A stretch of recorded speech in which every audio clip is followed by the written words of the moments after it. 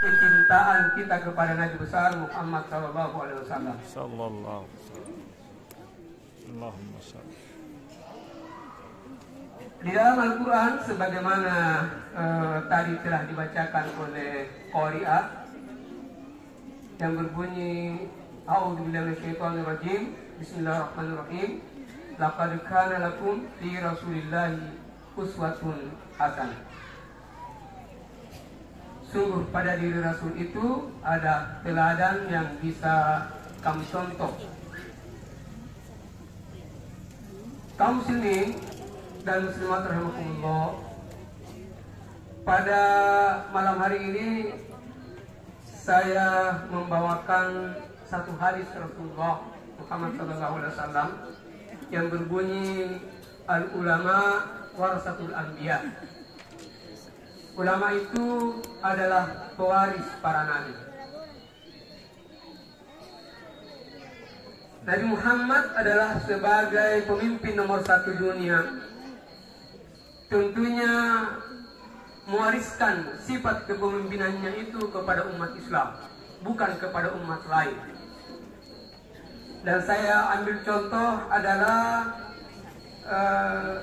Jamaluddin Al-Afghani, yang beliau adalah pemimpin dan pejuang muslim dan dilukiskan oleh Dr. Muhammad Iqbal sebagai seorang raja wali. Pernah saya bincang-bincang dengan Pak Kades di kantor kelurahan, Pak Kades Fahmi. Beliau menggambarkan, menjelaskan tentang isinya membangun Kali Padang ini luar biasa. Laksana Raja Wali, terbang tinggi.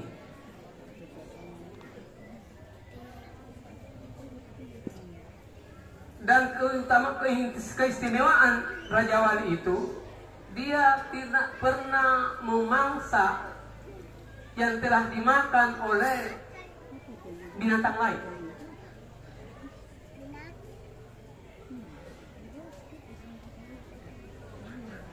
Dan Jamaluddin Al-Afghani ini melihat ada yang perlu diperbaiki pada tubuh umat Islam. Dan cocoklah ini memperkuat silaturahim. Apa yang perlu diperbaiki menurut beliau adalah tidak serasinya antara pemerintah dengan rakyatnya. Tidak sejalannya antara 01 dengan 02 misalnya, antara warga dengan warga lainnya, sehingga terjadi silang sengketa. Dan solusi yang ditawarkan oleh Jamaluddin Al-Afghani adalah yang pertama, umat Islam harus divaksin, harus disuntik. Apa suntikannya? Vaksinnya itu adalah kesadaran berpolitik. Karena ada semacam gejala agama itu dipisahkan dari politik. Padahal Muhammad itu adalah pemimpin politik. Tidak bisa dipungkiri itu. Dan berhasil membawa umat Islam, umat yang dipimpinnya itu kepada zaman keemasan. Dan sampai sekarang kita nikmati hasilnya.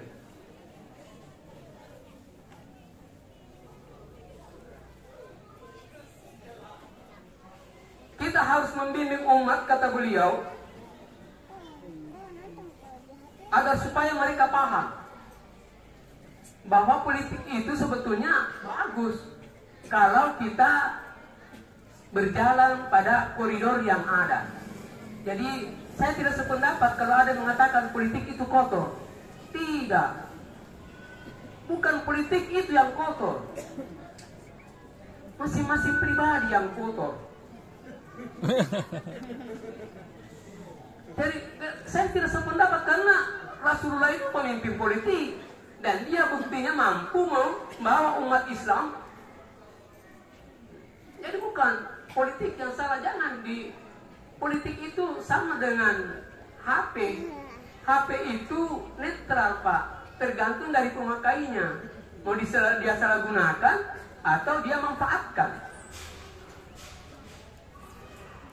Tutor sedang berkumase. Kenapa saya katakan ini? Karena pada zaman Nabi besar Muhammad SAW, pada penandatanganan itu Piagam Madinah, kaum kafir Quraisy itu tidak setuju. Kenapa tidak setuju? Karena ada lafaz Bismillahirrahmanirrahim Muhammad Rasulullah. Orang kafir Quraisy mengatakan, kami tidak kenal yang namanya Allah. Kami tidak kenal yang namanya Ar-Rahman. Kami tidak kenal yang namanya Ar-Rahim. Yang kami kenal adalah Hubal. Kami kenal adalah Lata. Yang kami kenal adalah Manat, Uzza. Itu yang kami kenal. Sehingga disuruh coret itu, dihapus dari Piagam Madinah. Sama Piagam Jakarta, dihapus juga. Ketuhanan dengan kewajiban menjalankan syariat Islam bagi pemeluk-pemeluknya dihapus. Muhammad hatta yang pelopor itu supaya diganti menjadi ketuhanan yang Maha Esa, karena Indonesia bagian timur itu akan memberontak, akan keluar dari NKRI kalau tidak dicoret itu. Demi menjaga persatuan dan kesatuan bangsa, umat Islam berkorban lagi. Jadi kalau tidak benar, kalau dibilang umat Islam itu provokator, umat Islam itu teroris, saya tidak setuju. Kita semua adalah penjaga-penjaga keamanan bangsa ini. Kaum muslimin jamaah Maulid yang dirahmati Allah. Yang kedua adalah vaksinnya. Kalau tadi diberikan kesadaran berpolitik, vaksinnya yang kedua adalah harus dibekali dengan sains dan teknologi. Itu menurut Dr. Jamaluddin Al-Afghani. Beberapa abad yang lalu sudah dikatakan memang harus dibekali dengan sains dan teknologi.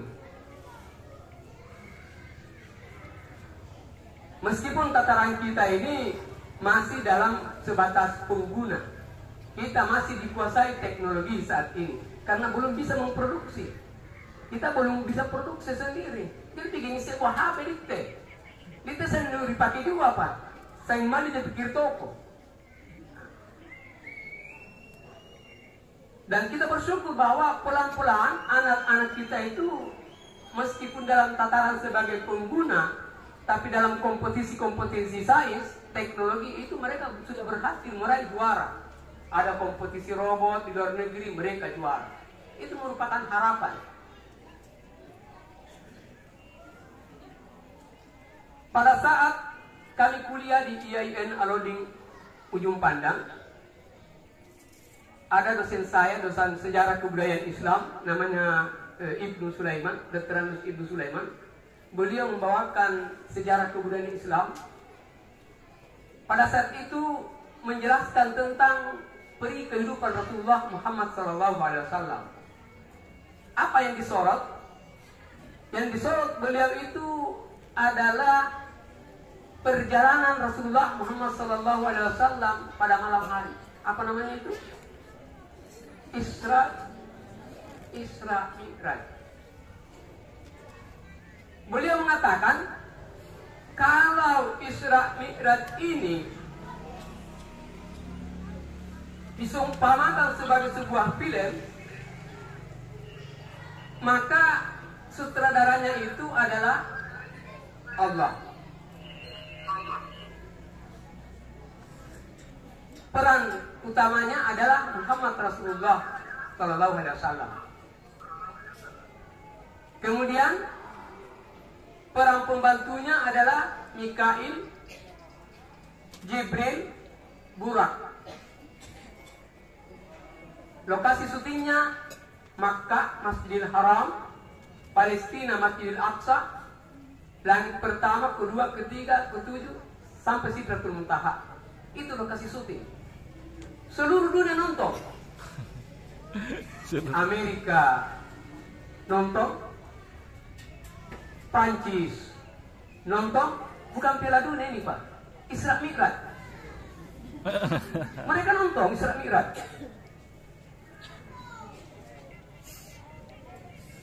Orang Indonesia juga nonton.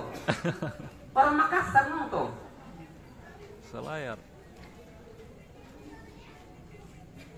Orang Amerika, orang Prancis, begitu lihat itu film Isra Mi'raj, langsung berasumsi, oh ini adalah isyarat pembebasan. Kita harus keluar dari kungkungan penjajahan.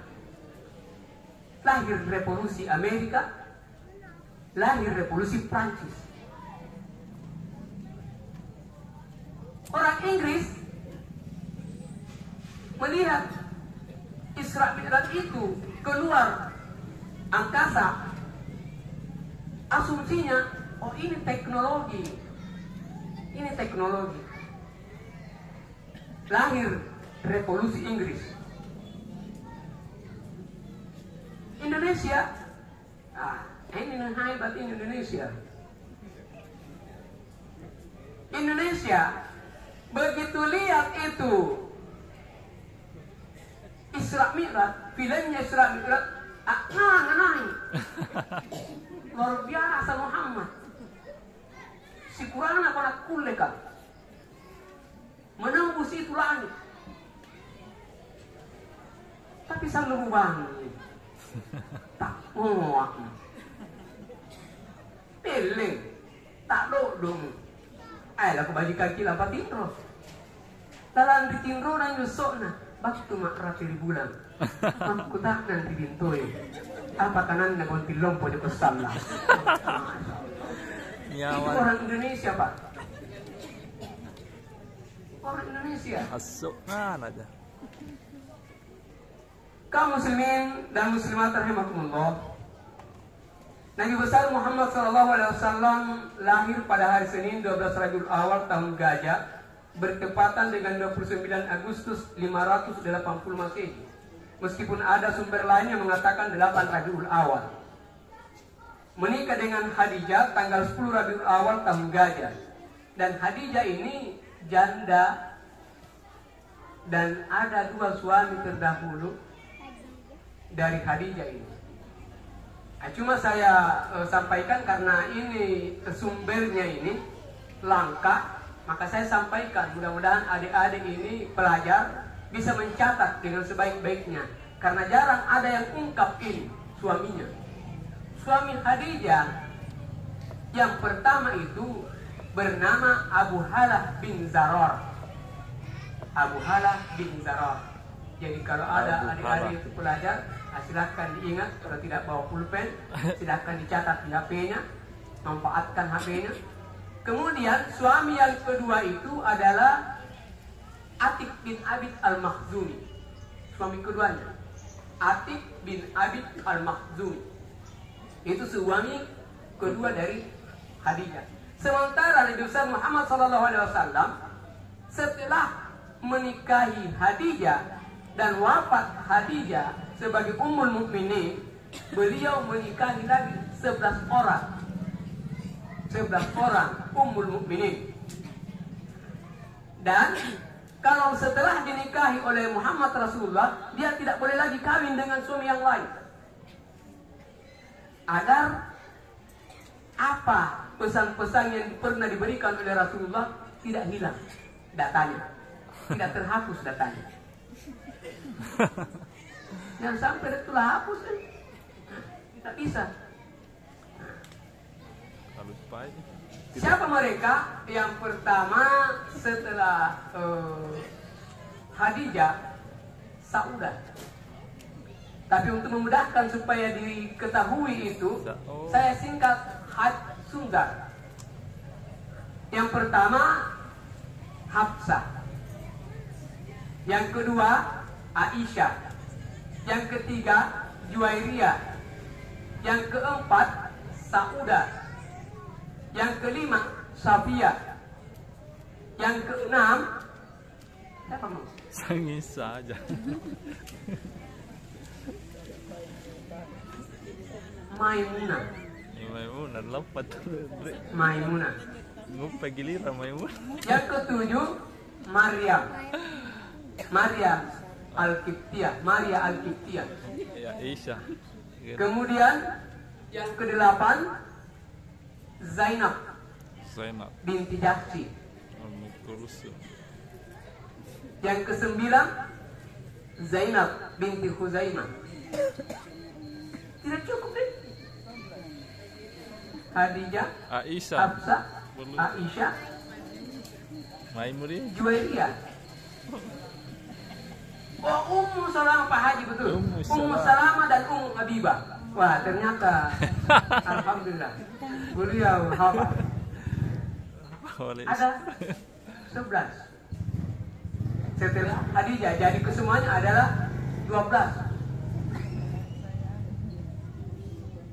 Yang menjadi pandangan kita pada malam hari ini adalah ketika beliau itu, Muhammad Rasulullah, akan dilahirkan besoknya, malamnya itu Siti Aminah mendapat bisikan. Jadi saya sampaikan hal-hal yang saya anggap jarang diungkap oleh orang lain. Pada malam harinya itu ada bisikan yang diterima Aminah. Apa bisikannya? Lako itu gereja masalah na manakko. Nang palahir anakmu itu adalah calon pemimpin umat ini. Parakai bagi-bagi ini, lindungi dia, dan sering banyak berdoa kepada Allah demi keselamatannya. Minta kepada Allah khusus supaya dijaga keselamatannya karena dia pemimpin umat ini. Itu bisikan yang didengar.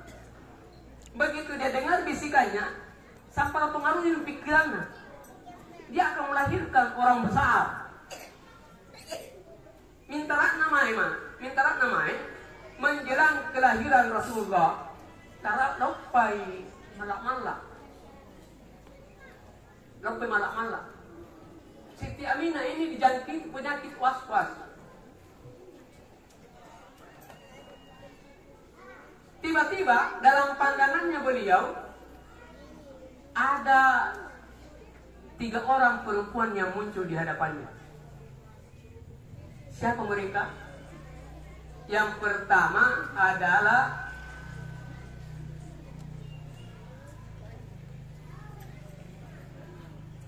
siapa? Maryam, ibu dari Nabi Isa alaihissalam. Yang kedua, Asia, Siti Asia, istri Fir'aun. Ada mendampingi Siti Aminah melahirkan. Dan yang ketiga adalah Hajar, ibunya Nabi Ismail alaihissalam. Itulah 3 orang itu yang mendampingi dan memuatkan hatinya sampai Nabi besar Muhammad SAW lahir. Dan begitu lahir, Abdul Muttalib ditanya orang, "Lakumu rasikali Muhammad, lakumu sarayang nyari." Dan gelit ini nandrek kajari yang ini Muhammad arena. Laku ini Muhammad koringan supaya dia istimewa di langit dan di bumi. Dia terpuji di langit dan terpuji di bumi. Itu maksudnya harapannya. Dan terkabul itu harapannya. Kemudian keistimewaan lain pada saat kelahiran Nabi besar Muhammad SAW, tahun kelahirannya itu tidak ada ya perempuan yang lahir. Jadi tidak tidak pangkat nanti berat tu bahine. Berapa ia singgung merianu tu bahine joyan tidak ada. Pada tahun itu semuanya yang lahir pada tahun kelahiran Nabi Muhammad laki-laki semua.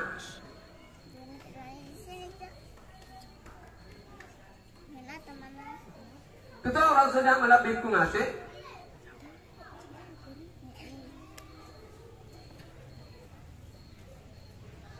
Nunggu para lalak musim ini.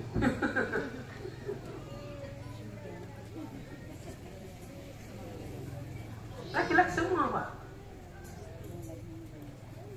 Olehnya itu Nabiullah Muhammad SAW dikenal sebagai orang yang rendah hati dan tidak mau memandang enteng orang lain. Saya teringat pada salah seorang pejabat kita di tingkat pusat pernah menjelaskan kepada salah seorang ulama Saudi. Apa Pauna?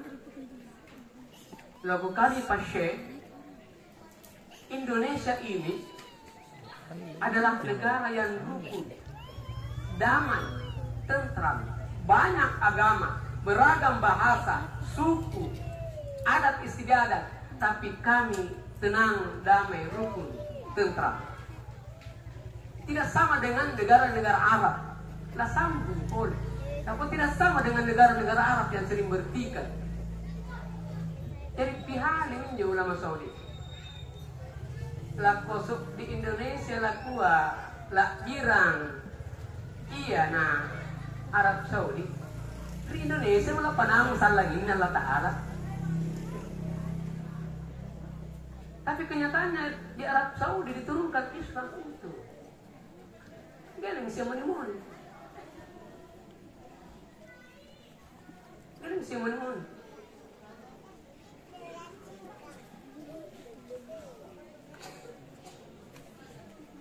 Kenapa ya? Karena kita ingat sabda Nabi.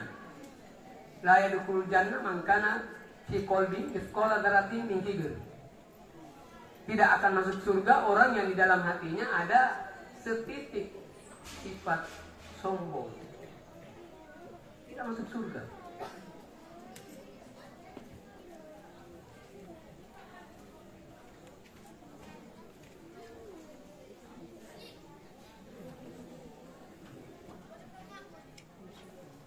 Itu orang siapa malah ngasih dari apa yang saya paparkan pada kesempatan ini,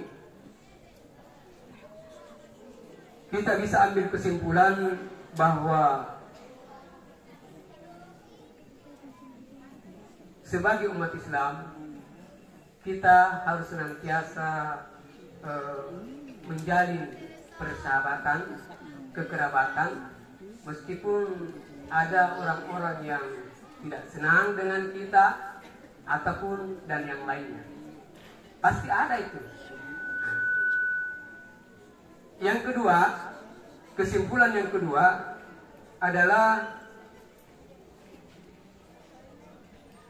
memotivasi generasi muda Islam untuk senantiasa berinovasi dan berkontribusi dalam penerapan dan pengembangan teknologi untuk kemaslahatan umat.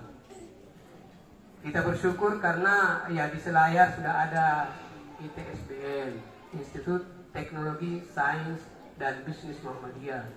Sudah ada 176 katanya mahasiswanya. Ya, kesanalah bagi orang-orang yang tidak ingin melanjutkan perguruan tinggi ke Makassar. Kemudian yang ketiga adalah menumbuhkan kesadaran masyarakat kita terhadap pola atau tata cara kepemimpinan Rasulullah Muhammad SAW, bahwa Muhammad itu memimpin dengan cinta, bukan dengan kekerasan. Olehnya itu, marilah kita bersama-sama berdoa, mudah-mudahan Allah Subhanahu wa Ta'ala memberkati kita semua, dan mudah-mudahan acara yang seperti ini itu bisa lanjut kapan saja dan di mana saja. Ya, jadi ini motivasi buat ketua panitia supaya tidak berhenti untuk momen ini saja, untuk peringatan hari-hari besar Islam, Maulid yang saat ini saja. Masih banyak hari-hari besar Islam yang lain. Demikianlah akhirul kalam. Hadanallahu wa iyyakum ajma'in. Assalamualaikum warahmatullahi wabarakatuh. wabarakatuh. Waalaikumsalam warahmatullahi wabarakatuh.